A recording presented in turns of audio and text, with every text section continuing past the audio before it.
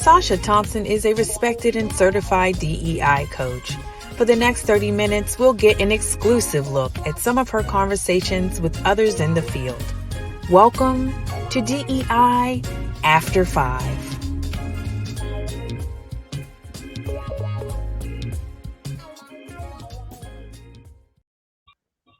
Hello, everyone, and welcome to this episode of DEI After 5. I am really interested and excited about this next conversation. As I've shared before, many of the conversations or many of the folks that will be on this show, I have met throughout my career in DEI. And so today's conversation is no exception. So my guest today is Michael Rolph. And he is with New Sincerity. Hey, Michael. And we're really just going to have a really great conversation about just kind of DEI and how you got into this work and all of the things, right? So thank you so much for being here. And, you and I have these conversations all the time, right? We'll get on Zoom and just talk and brainstorm. But I want folks to know, how did you get into this work? What was it about it that just kind of excited you? Oh, thanks so much, and thanks for having me on. It's an honor to be a part, and just to hear. And we talked about this as a vision for one of the things you were going to bring to the community, and now just because you get things done, here we are. And I'm just honored to be a part. So I've got kind of a unique background. So I've worked in tech since kind of its early days, and I've been CMO of a cybersecurity company. But I also have a counseling degree and a background in multicultural counseling. So I've worked in the last several years to see an opportunity to bring the change that I want to see in the world into the world of work, the work that I do. So the focus right now is creating partnerships with New Sincerity. So all of my partners are all women of color, and we approach DEI and corporate work a little bit differently, and are seeing some interesting results and kind of driving some engagement. So you touched on something just now, and I'm just going to call it out. Elephant in the room. Like, you are a cis-gendered, straight, white male, right? These are two things. Yep. Right. All the things that a lot of folks are saying you are who this work is not about. Right. Absolutely. And so how do you balance? How do you take that on? Yeah. It's a great question. I think that when I first started, so I studied Black Studies in undergrad back in the day because I realized as a young person that I didn't get the real history, and did a lot of different things in the world of work. And now, being in this space, what I realize is that kind of leaning into my background in mental health is that a lot of folks weren't seeing themselves in the solution.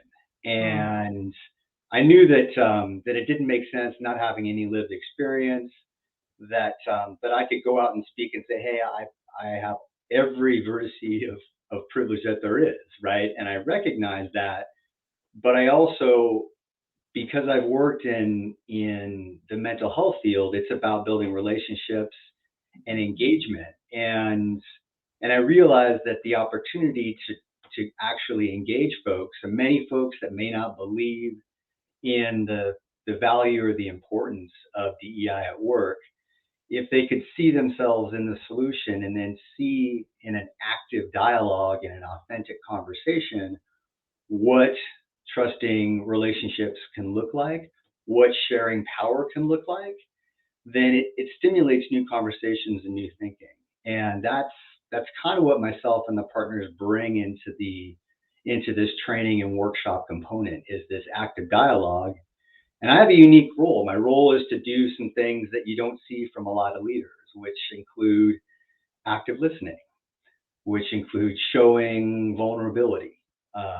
And those are the types of things that I think create enough curiosity and interest. And when that happens, we have folks that maybe aren't invested in DEI start to lean in, they start to get curious, and that curiosity then it leads to change, and that's kind of my theory of change and what we're doing. You said something just now that, the curious cat in me kind of jumped into, because we talk about mental health a lot. Like, I talk about it a lot, and some of my guests are therapists in this space, but we talk about it from the perspective of wellness and self-care for practitioners. Like, what do you need to do to take care of yourself? But with your background, like, there's this very unique intersection of mental health and DEI, right? And so, how do you see those two things merging as you're doing your work with your clients? Yeah, it's a great question. I didn't actually start. I developed a theory of change for New Sincerity. It was actually born as a digital magazine in 2016, and we told hundreds of stories that were kind of aiming to disrupt bias. Mm, And it was short form content. We had about 175,000 followers on social. The algorithms didn't like the content as much as we did. We built a big audience, but my goal there was actually to get content that was truly intersectional to go viral. And I did some mm, other things in the world of work, and I came back to looking at DEI through the leadership experiences that I've had in different sorts of roles. But that mental health piece kept coming up because I was leaning on the training and also the work with clients to actually build relationships. And what I found was that these very, very foundationary skills when you study mental health about active listening, about there's a technique called the broken record where you reflect back what you've heard, mhm, and the literature proves this out too. Like we're not heard as people, either in the world or at work. People are waiting to get their piece in. They want to share their idea and their thought. And so I thought, hey, if we could take all of the educational components of DEI, which are super super important, because because we need to share that knowledge, but we could also model and practice skills like listening to folks, restating back what we heard, admitting that we make a mistake when we make a mistake or when we don't have the answer. mhm. Those uh, those actually those practices bring people into the material, and that's where we start to see some change. And I'm an optimist. I'm a humanist, so I believe that if we can practice some skills and see a little bit of change and deepen one relationship, that we can spread that through the organization. I love it, because basically what you are honing in on is, what does inclusion look like? Right? Like, we Exactly. talk about, Let's do it. wanting to Let's be do it. seen, valued, heard, right? But it's like you all are modeling that behavior through these workshops, through, you sitting in a role of listening. Um, yeah, I mean, that I think that's a piece that is often missing in this work, right? We talk about diversity, equity, and inclusion, Hmm. but that inclusion piece of, okay, what does this look like in the day to day? How do you model that? Is critical. And so, the active listening, I do that in a lot of my facilitation work as well too, where it's the broken record, right? Let me repeat back what you said, because that may or may not have landed on my ears the way that you intended for it to land. And Yeah. so sometimes it's people hearing things like, "Oh no, that's not what I meant at all." Right? Yeah. Okay, well, let's clarify. And so with that dialogue, with that conversation, you start to build trust. You start to build relationship, as you were saying. Um, and you can deepen that connection so that you can continue to do the hard work. Yeah. Exactly. I mean, as usual, just like you always frame things in a way that I was like, oh, just like what Sasha said. That's what I was getting at. From the first time we met years and years ago, I was like, this woman, like she breaks down the complex, the intense, and the this is emotional work. There's deep, deep, intense suffering that's involved in the work. And I Mhm. don't go into organizations and try and practice therapy.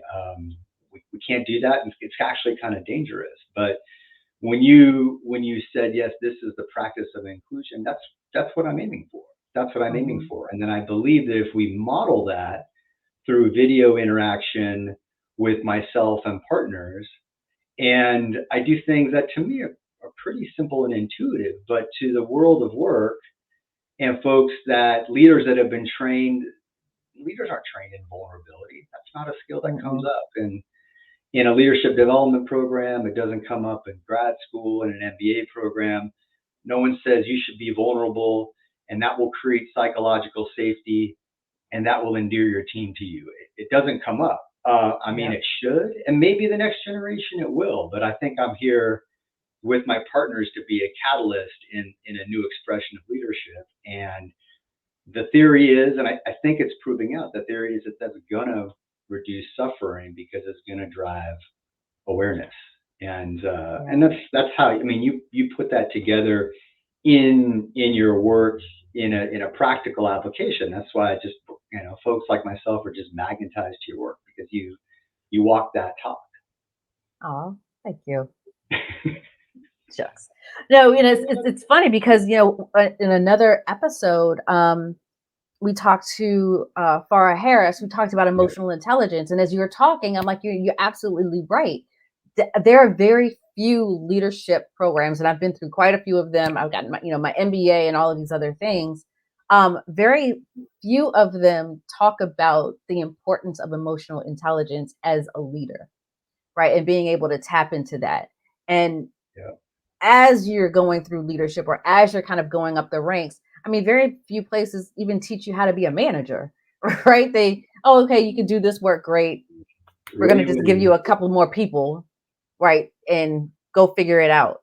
And so it's really that missing piece of being able to understand who you are, being able to understand that vulnerability is a strength and not a weakness, being able to step out and show, okay, I make mistakes as well, and it's okay, right? That's how we learn together. That's how you build that psychological safety that you're talking about.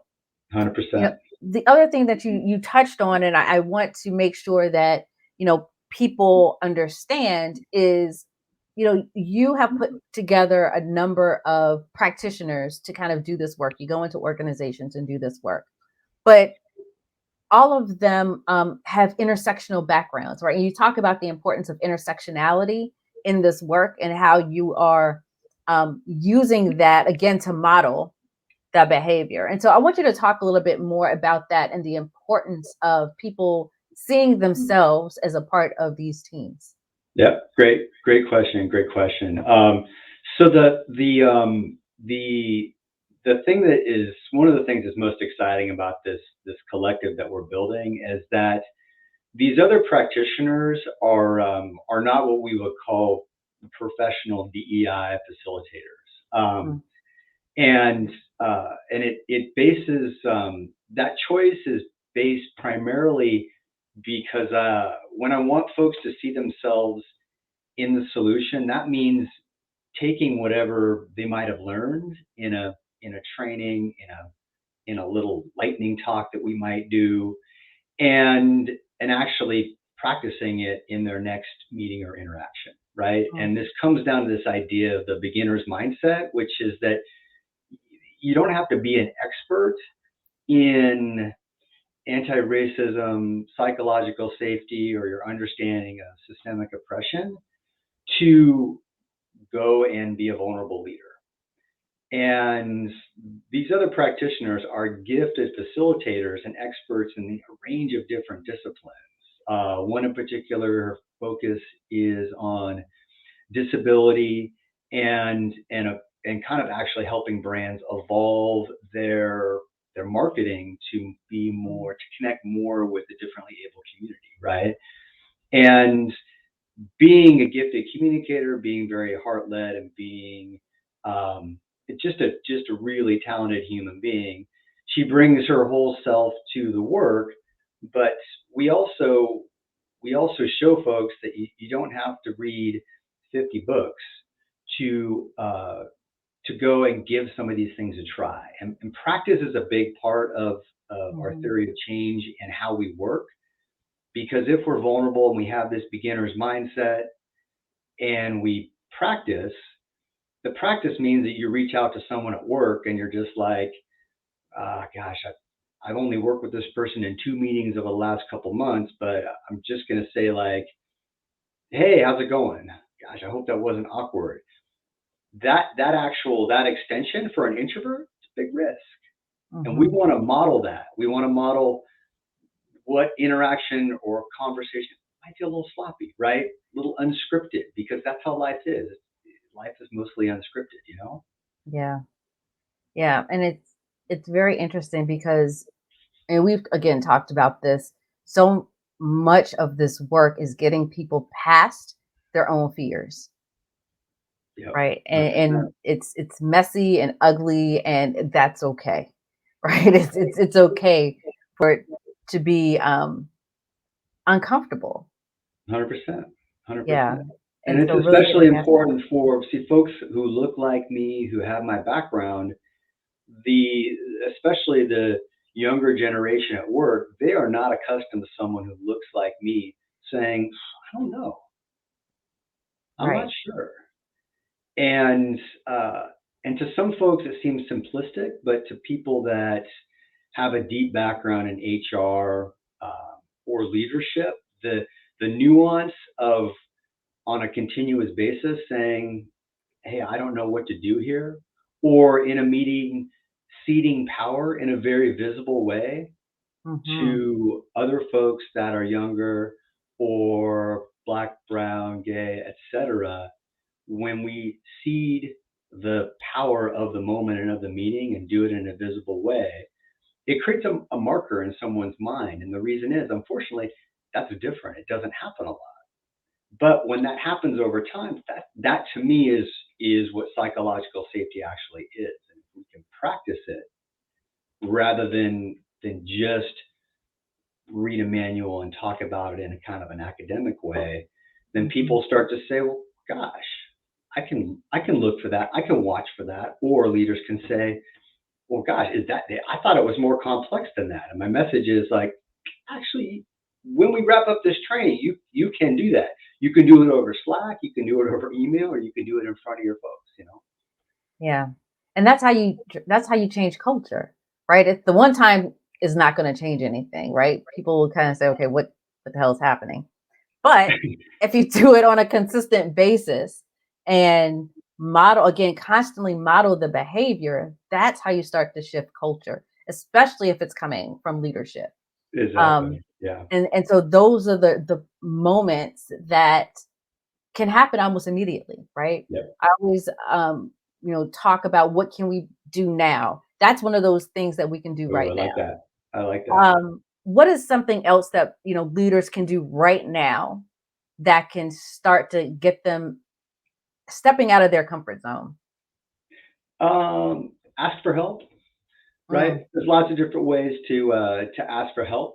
And you can once again, I think about platforms and tools a lot because uh, because if I try and insert a training it's a new thing into a very full calendar, what I oftentimes see is or even hear is like a visible groan of like, oh man, time for one more thing. But if I can think about existing workflows, Slack is a mhm, way that we are working actively. And then there's a skill that will lead to these outcomes we're talking about, right? Active listening, promoting psychological safety. You can just say, hey, squad, really quickly, I'm not sure if we should try and launch early on this because it's not quite complete or hold off 2 weeks. What do you think? yeah, And what we're doing as a leader, we're not committing the whole organization to a giant new strategy, but what we're doing is signaling, I want to hear from you. yeah, And I'm also cognizant that the leader doesn't have to take any of that advice. And also, we're not burdening the team by saying, I need a whole new report. Give me a one right, pager on why we should do that. No, no, no, we're not doing this. We're actually just having informal dialogue, not about DEI. we're having informal dialogue about the work. Like this is what we're here doing, right? Yeah. So, and another way to do that is to say, hey team, just want to let you know, could have done this thing better. And it doesn't have to be yesterday or last week. And it Mhm. doesn't have to be a big one where like, actually we totally missed our number from Q4. Like, 'cause that's a lot. That's a lot of vulnerability, and it can actually shake the confidence of folks, right? But you just like, hey, I missed this. I realized that we had a big project, and I kind of thought it was a medium-sized one, and so I gave everybody 2 weeks. Honestly, I should have given you four. So I own that, and I'm gonna do better next time. I'm sitting here thinking back to some places that I've worked, and if that was what I heard from a leader, how that might have changed how I felt about being there, right? Um, because not only are you modeling the vulnerability, you're asking for feedback, you are also kind of taking down that the barrier between levels, right? Because there's this Mm-hmm. hierarchy that many companies love, that there's a hierarchy, and they thrive on the fact that you're not at this level or that level, and so therefore you shouldn't talk to someone at this level, and so it removes a lot of those barriers, and again leads to helping with that psychological safety, Yeah. right? So a lot of the work that I do around that is, you know, share some of your mistakes. You're not, no one's perfect. And Mm-hmm. so many people, especially folks that are younger in their careers, see these leaders that, you know, walk on clouds. Yeah. It's just like they're absolutely perfect. They don't make mistakes, which adds another layer of pressure because then you feel you can't make mistakes. Yeah, they take that in, and I do see it from younger leaders who getting back to this mental health piece. It's living too strongly in your ego Mm, in the mhm. world of work, and they're actually like they're doing the thing that the leader is doing that ultimately is making work not so fun, not so safe, not so rewarding. But it Mhm. becomes habit forming because young folks at work are like, well, that's what it takes. Evidently, that is the skill base that's going to get me from A to B. Right. And like, I'm ambitious too, and so that's what I'm going to have to do. And it also stifles creativity. It stifles Mhm. innovation. We have giant data sets on all these things. So part of me is like, okay, so we've been tracking DEI for what, 5, 6, 7, 8 years. Nothing is moving the needle.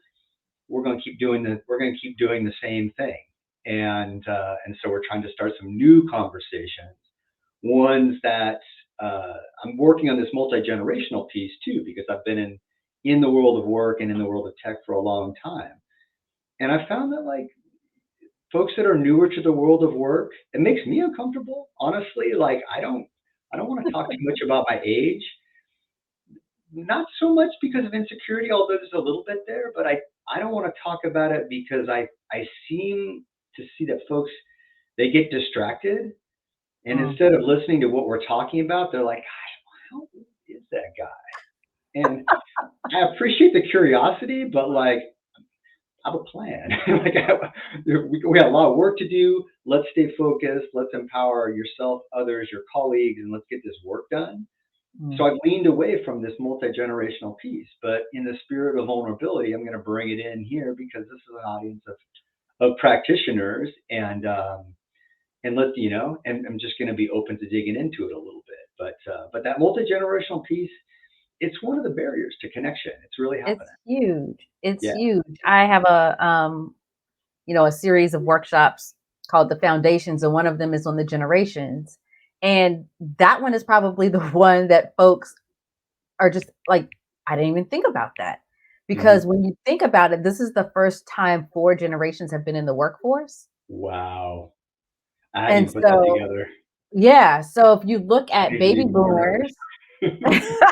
if you look at baby boomers and you look at the characteristics of that generation and what has shaped that generation versus what is it, Gen Z? What Yeah, letter on we on now? Yeah. yeah, Gen Z, right? And what has shaped them, growing up. there are a lot of commonalities that I think they don't even realize that they have. There's probably more in like with those two generations than not. Yeah, But it's because of cyclical. Yeah. but because of the age difference, right? You start to see, oh, okay, well, they're just old, they don't get it. But their work ethic is very similar. So I think those are conversations that we do need to have because that is where a lot of the conflict is happening.